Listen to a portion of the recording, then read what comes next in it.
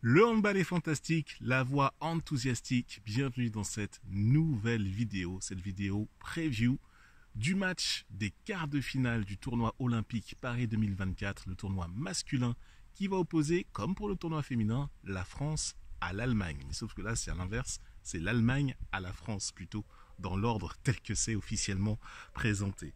Allemagne-France, ça aura lieu mercredi le 7 août 2024 à 13h30 précisément.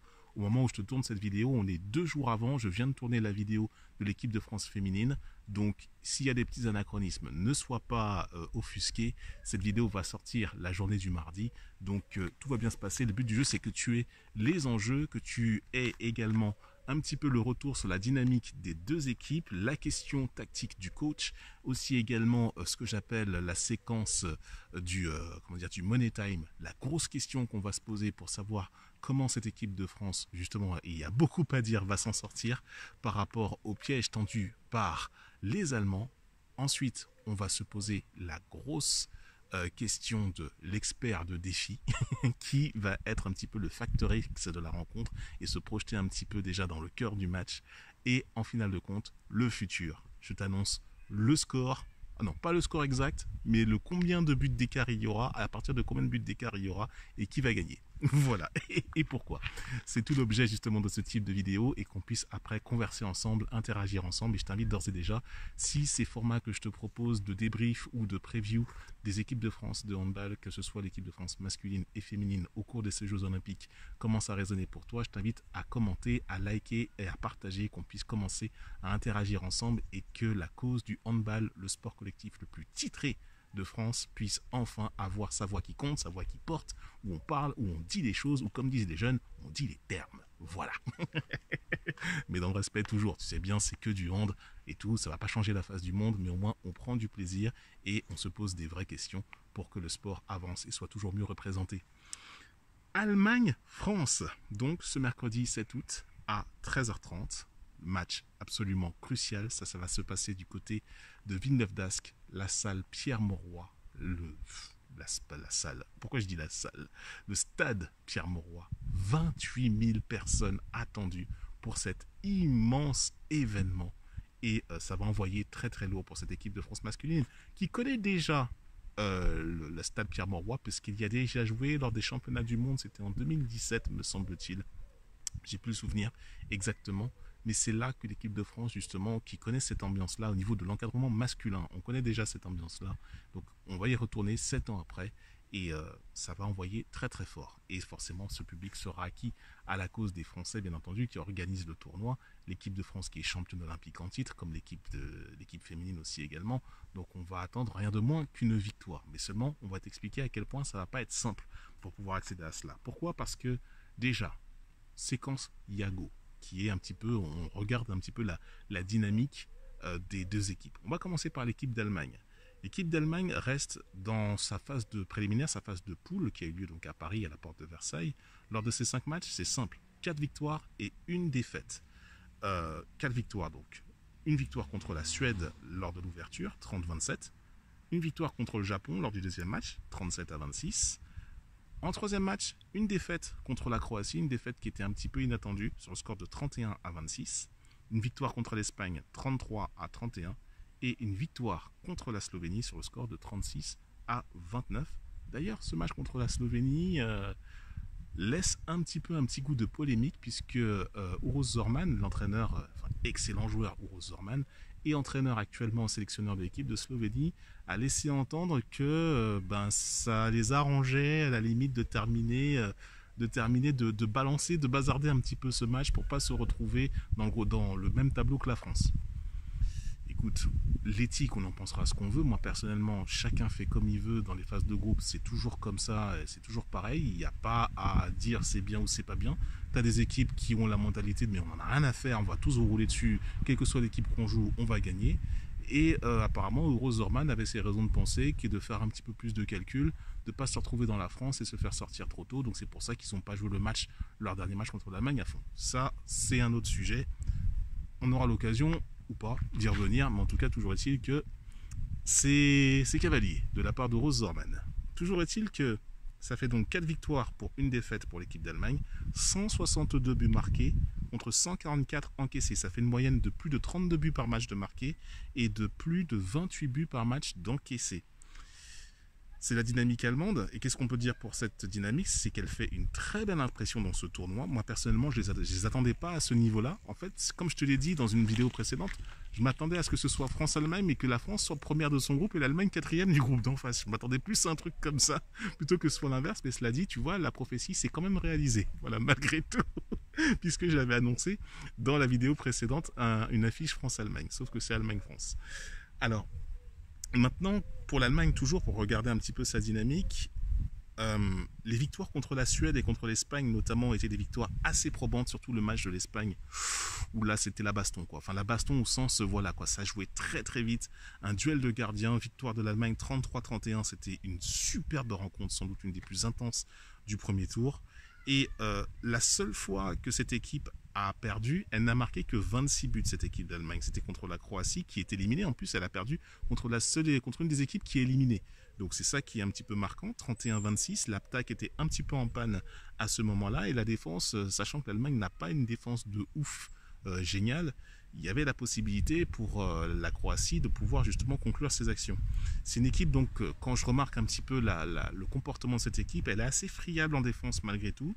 Et pour pouvoir la prendre en défaut, si on arrive à varier un petit peu toutes les dimensions de buts qu'on peut marquer, c'est-à-dire que ce soit à 6 mètres, que ce soit à 9 mètres, que ce soit des pénaltys, que ce soit sur les ailes, que ce soit en montée de balle, que ce soit sur grand espace, que ce soit voilà, bref. Toutes les façons de balle qu'on peut marquer, toutes les situations de jeu où on peut marquer, si on arrive à varier, à ventiler un petit peu tout ça, et ben, c'est ce qu'a fait la Croatie pour pouvoir gagner son match, et ben, on peut s'en sortir. Encore faut-il les joueurs qu'il faut pour pouvoir placer justement les joueurs qu'on a dans les meilleures dispositions pour que ça puisse passer. Et ben, c'est ce que la Croatie a réussi à faire dans ce match-là. Et donc, aussi, les forces de l'équipe d'Allemagne, c'est une paire de gardiens. Andreas Wolf, qui a été transféré de Kielce à Kiel, là pendant l'intersaison, et également David Speth, le deuxième gardien, qui a été littéralement habité lors du match contre l'Espagne, qui était un match exceptionnel où il avait fait, je crois qu'il a fait 42% d'arrêt, mais c'était hallucinant ce match-là. David Speth, on le voyait, il était complètement fou, quoi. C'était un truc de dingue, t'as l'impression que absolument rien ne pouvait lui arriver, et pourtant en face, que ce soit Rodrigo Corrales ou Gonzalo Pérez de Vargas, c'était aussi pareil, hein, c'était vraiment très très fort, et c'est là où je dis justement dans ce duel de gardiens, même si l'Allemagne peut, dans le jeu, au niveau des joueurs de champ, on peut leur répondre, mais au niveau des gardiens, ils sont au-dessus de nous quand même. Ça, sans faire offense à Rémi Desbonnets ou à Vincent Gérard, ce que je veux dire par là, c'est que la paire de gardiens en Allemagne, c'est plus régulier. C'est ça que je veux dire. C'est pas meilleur ou dans le sens, voilà, non, c'est juste que c'est plus régulier dans la performance. Et ça, c'est factuel. C'est un fait. Si Vincent ou Rémi, vous regardez cette vidéo, c'est pas vous faire offense que de dire ça. C'est juste que, voilà, à un moment donné, il y a des stats, il y a des chiffres, et voilà, quoi. Et on mesure sur des données tangibles, et ils sont plus réguliers, ils arrivent davantage à répéter ce type de performance que les gardiens français ne le font. Et que ce soit contre des équipes moins fortes ou des équipes fortes. Ça, c'est ça qu'il faut garder en tête. Et donc, la paire de gardiens va falloir être super précis donc, au niveau donc, des tirs pour l'équipe de France.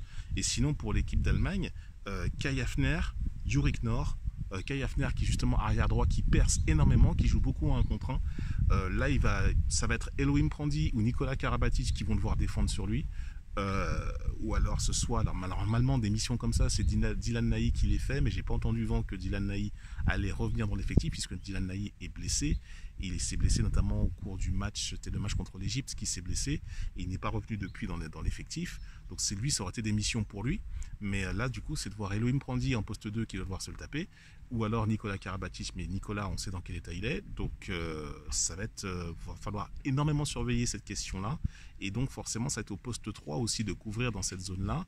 C'est pas Karl qui s'en occupe dans cette partie là, c'est plus soit Ludovic Fabregas à ce niveau là qui va s'en charger. Il va falloir énormément surveiller ce joueur qu'est Kai Hafner, qui est vraiment un des atouts maîtres de l'équipe d'Allemagne en attaque. Et puis Juric Nohr, bien sûr, qu'on connaît, super demi-centre, extraordinaire meneur de jeu, même si lors du premier match, il s'est fait expulser de manière un petit peu inattendue, avec, avec une main sur une main au visage, au bout de peut-être 15 à 20 minutes de jeu.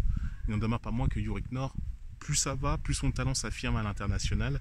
Et le joueur de Rhein-Neckar-Löwen va vraiment avoir à cœur de se montrer dans un contexte forcément où ce sera complètement hostile pour eux, quoi. Pour l'Allemagne, ce sera terrible de jouer dans cette atmosphère-là. Et je ne pense pas que eux, en se disant ouais, on est premier, purée, on se tape la France en quart, alors qu'on est premier, qu'on a fait tout ce chemin-là pour se taper la France et se taper une ambiance hostile en quart de finale. Scheiße. C'est ça que tu dois te dire en allemand, quoi. C'est un truc de fou. Mais bon, c'est comme ça, c'est le destin. De toute façon, pour être champion olympique, il faut taper tout le monde et pour avoir une médaille, il faut aller la chercher, il faut aller la mériter dans un contexte même pas favorable. Donc ça, c'est pour l'équipe d'Allemagne. Quant à l'équipe de France, là je tourne la page de mon cahier parce que j'ai pris des notes, hein, j'ai plein de notes ici. En fait, l'équipe de France, on en a parlé beaucoup dans les vidéos débriefs, je ne vais pas me répéter inlassablement.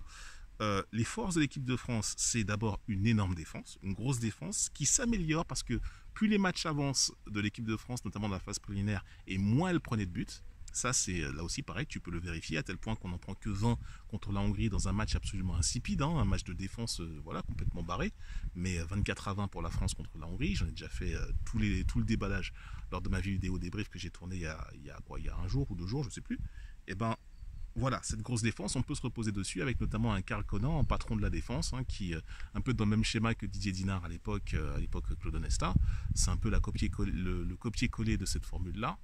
Sauf que, bien sûr, là, à cette époque-là, il y avait un jeu collectif qui était en place. Il y avait un jeu collectif, ça a tourné complètement différemment que ça ne tourne aujourd'hui. Les autres forces de l'équipe de France, c'est qu'on a des belles individualités, hein, ça on l'a déjà remarqué, que ce soit Elohim Prandi, que ce soit Dika Même, aussi Ludovic Fabregas ou Nicolas Tournat en poste de pivot si la relation est trouvée. Alors je t'ai parlé que de joueurs dans un domaine central. Il y a Nedim Remili, je t'en ai déjà fait des caisses sur lui,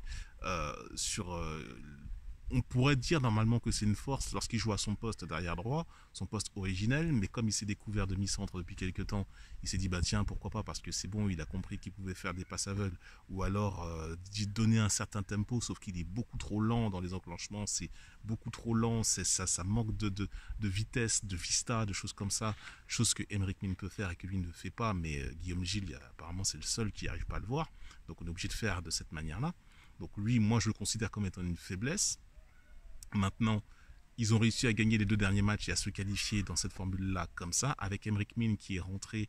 Et encore, Aymeric est rentré parce qu'il fallait remplacer Yanis Len qui est blessé, qui est out jusqu'à la fin du tournoi.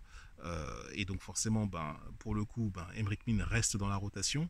Et il n'est là que 10 minutes par match. Les 2 fois où il a joué contre l'Argentine, la première fois, et la deuxième fois, donc contre la Hongrie, il n'a joué que 10 minutes, mais il a été déterminant à chaque fois. Le jeu n'était pas du tout le même. Il y avait un demi-centre et chacun était à sa place. Et naturellement, on arrivait à trouver des choses et même lui-même arrivait à se trouver des situations, à se trouver des tirs. Et ça ressemble beaucoup plus à un handball conventionnel plutôt que ce qu'on voit là, l'espèce de gloubi-boulga qu'on voit quand c'est Remili qui est là, quoi. Donc ça, c'est malheureusement... je fais que me répéter sur cet aspect-là, mais c'est comme ça que ça tourne. Donc là aussi, la grosse faiblesse qu'on a, c'est que notre jeu, il va pas sur les ailes, forcément.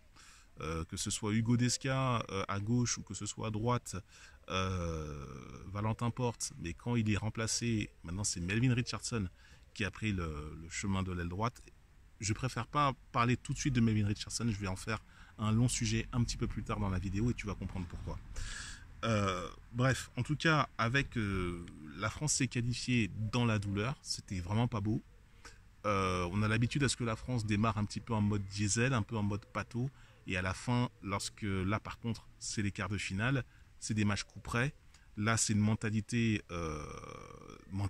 de guerrier qu'il faut avoir. On ne peut pas enlever le fait que l'équipe de France dispose d'un mental pour arriver jusque-là. C'est un nouveau tournoi qui commence, c'est plus les phases de poule, c'est plus la préparation. Là, il faut aller, il y a dos au mur, c'est win or go home, comme on dit en NBA dans le basket. C'est soit tu gagnes, soit tu rentres chez toi. Donc là, on peut compter sur la France qui, dans ce contexte-là, a déjà fait des miracles et des prouesses. Demi-finale du dernier Euro, France-Suède, Elohim Prandi, le buzzer beater, tout ça. Donc là, pour le coup, il ne faut pas du tout enterrer cette équipe de France à ce stade. Même si ça ne joue pas bien, il ne faut pas l'enterrer pour autant. Et je te dirai pourquoi dans la section future. Maintenant, le choix de l'entraîneur. Au vu des dernières déclarations, donc, j'ai lu un petit peu ce qui s'est dit après la rencontre contre la Hongrie.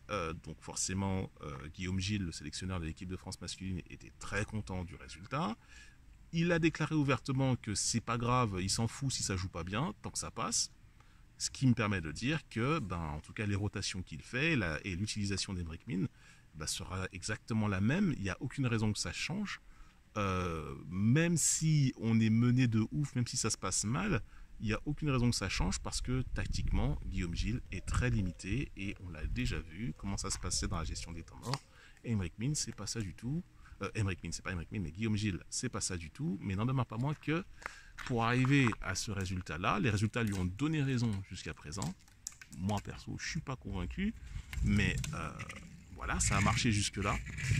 On n'aura pas de beau jeu, c'est sûr. On aura encore un match muerté, un match dur, âpre, engagé. On va rentrer dans la tronche des mecs, encore une fois. Sauf si l'Allemagne, qui a un peu plus de génie, parce qu'il y a un demi-centre, Yorick Nord, s'il n'est pas muselé, ça arrivera, et Yorick Nord est encore un tout petit peu irrégulier, ça peut être du bon ou du pas bon pour lui, mais s'il arrive à s'en sortir, ça peut être difficile pour nous. Par contre, si on arrive à bien monter dessus, si Karl Conan arrive à bien gérer ses montées, à faire bien preuve de dissuasion, et surtout le cas de Kai Hafner est bien géré, on pourra arriver à quelque chose d'intéressant.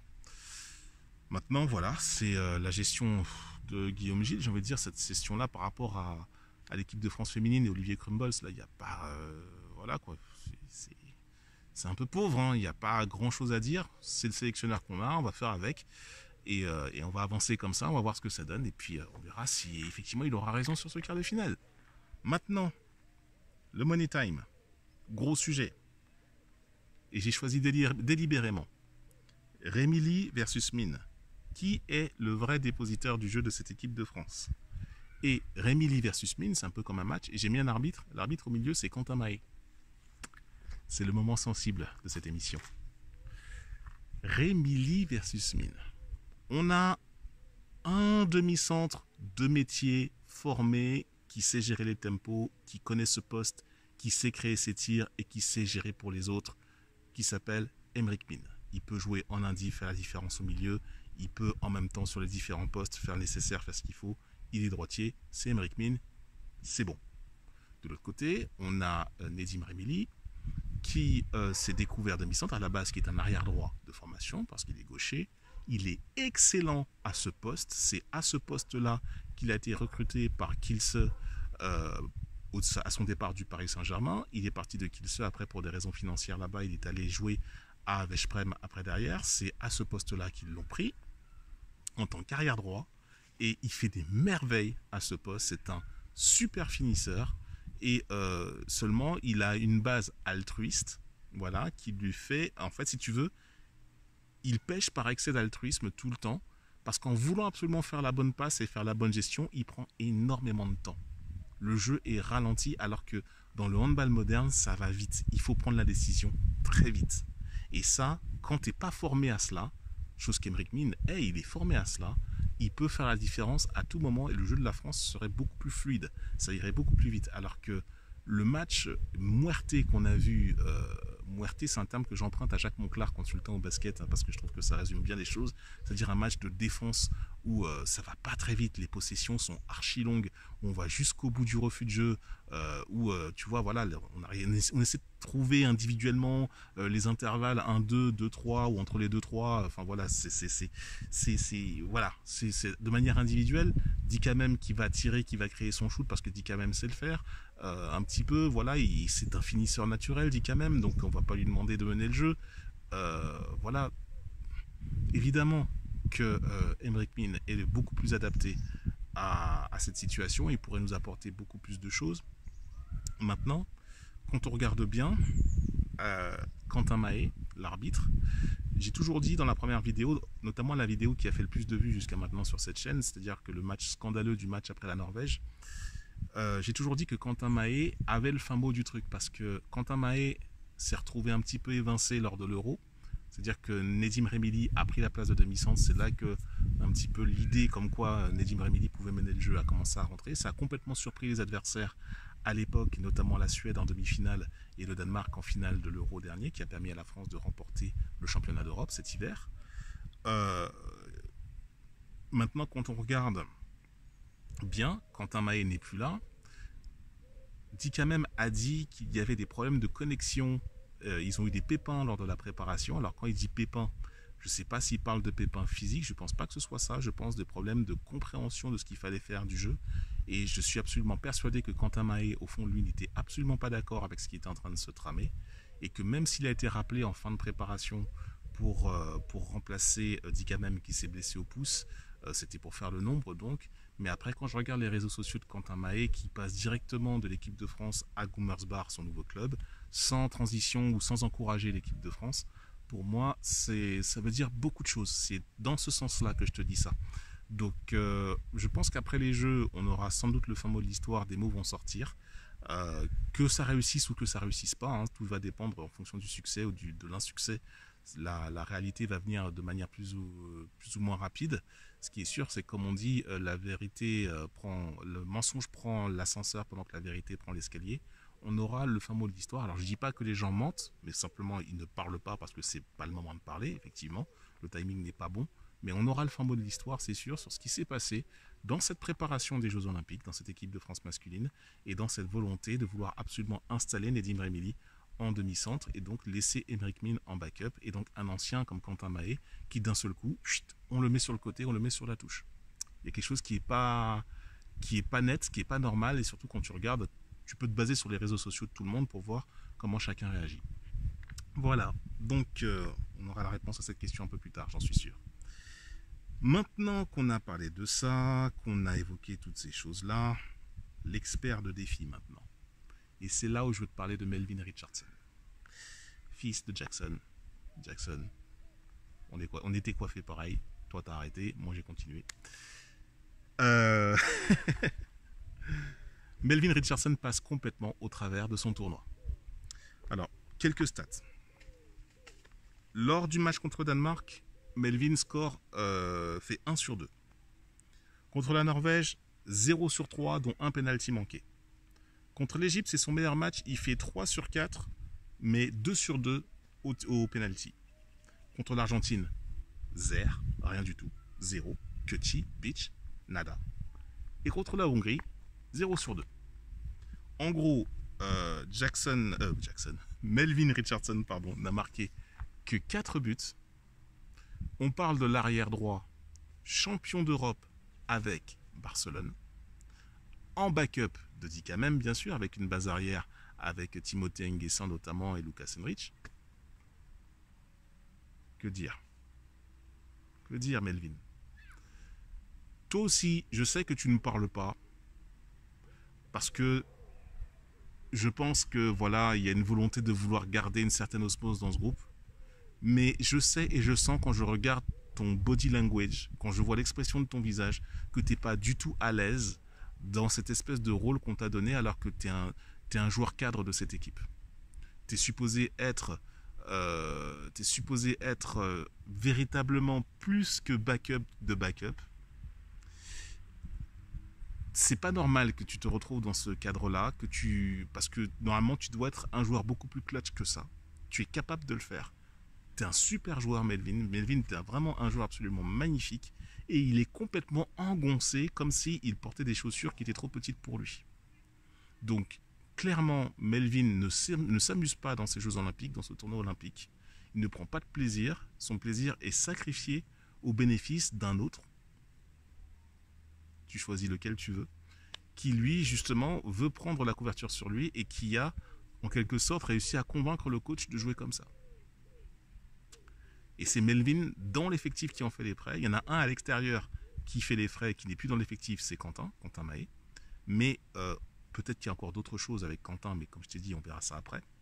Mais ce qui est sûr, c'est que là, pour les joueurs qui sont restés dans l'effectif, il y a un souci avec Melvin. Un souci avec Melvin Richardson. Et alors, là c'est mon instinct qui parle, j'ai rien pour pouvoir le sous-tendre. Mais également, quand tu vois le body language d'Elohim Prandi aussi également, à certains égards, alors c'est pas le même poste, hein, mais quand tu regardes comment les joueurs de la base arrière se comportent, quand tu t'attardes un petit peu sur la façon dont ils se parlent les uns les autres et la façon dont ils essaient de se mettre en valeur, Comme je t'ai dit, c'est très individuel tout ça. C'est un peu chacun son tour. Chacun prend le ballon. Il y en a un qui va prendre le truc et l'autre qui va essayer de compenser après derrière ou quoi. Et Nedim distribue un petit peu les points. Non, sur ce coup-là, c'est moi qui vais y aller. Mais il n'y a pas de système en place. Et comme je te l'ai dit, des fois, ils arrivent à toucher Fabregas. Ils arrivaient à toucher Fabregas beaucoup plus facilement. Mais là, plus ça allait et plus les performances de Ludovic Fabregas commençaient à se réduire comme peau de chagrin. Et quant aux ailiers, n'en parlons même pas. N'en parlons même pas.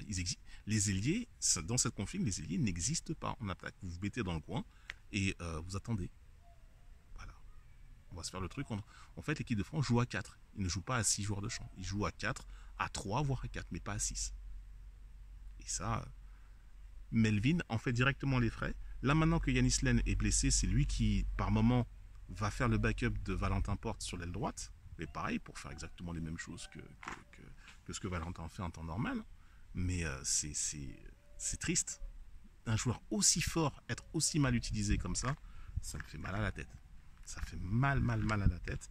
Et je vais ouvrir cette conversation-là parce que s'il y a des footeux qui regardent, s'il y a en même temps des joueurs de basket qui suivent l'équipe de France de basket qui regardent, on a eu plein de fois le problème avec des coachs qui se basent sur la défense, parce que l'équipe de France de handball masculine aussi est basée sur la défense.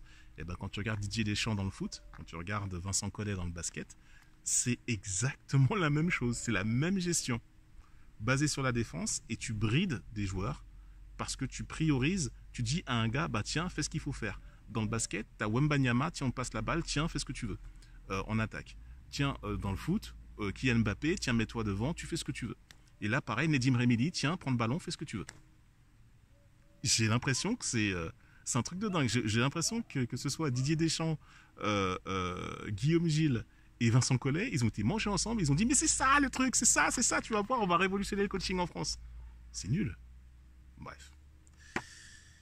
Voilà, c'est triste à dire, mais 4 buts seulement pour Melvin Richardson. Je ne suis pas certain qu'il soit d'accord avec ça, mais pour le bien et pour l'équilibre de l'équipe, j'ai l'impression qu'il veut garder ça tranquillement posé pour lui. Le futur maintenant de cette équipe de France, comme je t'ai dit, même si la dynamique n'est pas bonne et qu'un autre tournoi va commencer, il y a un monde quand même où l'équipe de France va remporter ce match. À condition bien sûr que de devoir jouer un match donc physique, et que la précision en attaque soit au rendez-vous, parce qu'il y a quand même Andy Wolf en face et David Speth, il faut les passer ces deux colosses-là devant la ligne de but allemande. Ça va plus ressembler à un match comme ça. Je vois la France gagner de 2 buts malgré tout. Malgré tout ce que je t'ai dit, je vois quand même la France gagner. On verra si mon pronostic va être juste, parce que là c'est pas une prédiction, hein, j'en sais rien, parce que ça se trouve ça peut complètement se retourner dans l'autre sens, puisque là ce qui me pouvait permettre de te dire que France-Allemagne ça pouvait être ce cas-là, il y avait des éléments, tu vois, voilà, je me basais sur des éléments concrets. Là, sur un match qui peut arriver, avec tout ce qui s'est passé, ça se trouve peut-être que l'Allemagne va virevolter, va envoyer tout ça en éclats, mais c'est le principe des previews, ça se trouve, cette vidéo, tu pourras la mettre à la poubelle, ou alors tu pourras la ressortir, tiens, il y a le gars Alox, là, enthousiastique, il a dit ça, il a fait ça, regarde ce que tu en penses, c'est un minable, et moi au moins, je parle, je dis le truc, et j'approuve ce que je dis, et j'essaie de le sourcer, de le justifier par rapport à des recherches que j'ai faites. Toi, en attendant, j'ai pas vu encore de youtubeurs ou d'influenceurs handball présents dans la place sur la durée. À voir. Maintenant, toujours est-il que je vois quand même cette équipe de France l'emporter de 2 buts minimum. Et ça va être un match où le public va crier, va scander, on va un peu comme le match de la Hongrie, quoi. Ça va ressembler un petit peu à ça. Même si l'Allemagne est beaucoup plus virevoltante, a beaucoup plus de talent. C'est-à-dire là où Yorick Noah va se réveiller, et là où le Fazekas hongrois était complètement absent, lui il va tenir un peu plus la baraque, mais ça va quand même être intéressant à suivre malgré tout au vu de tout ce que je t'ai dit auparavant. Voilà, je vais conclure cette preview avec ça, en espérant que bien sûr que la France va s'en sortir avec un jeu intéressant et haletant. On aura l'occasion de débriefer tout cela à l'issue du match. Je te rappelle que ça va être le mercredi 8 août 2024 à 13h30, stade Pierre-Mauroy de Lille. Ça va être chaud, ça va être immense. La demi-finale aura lieu vendredi et la grande finale dimanche à 13h en clôture des Jeux Olympiques. Je m'arrête là pour cette vidéo. Commente, like, partage, communique à tout ce qui respire la parole d'enthousiastique. On le handball est fantastique, la voix enthousiastique. Et à très bientôt pour une prochaine vidéo. Salut!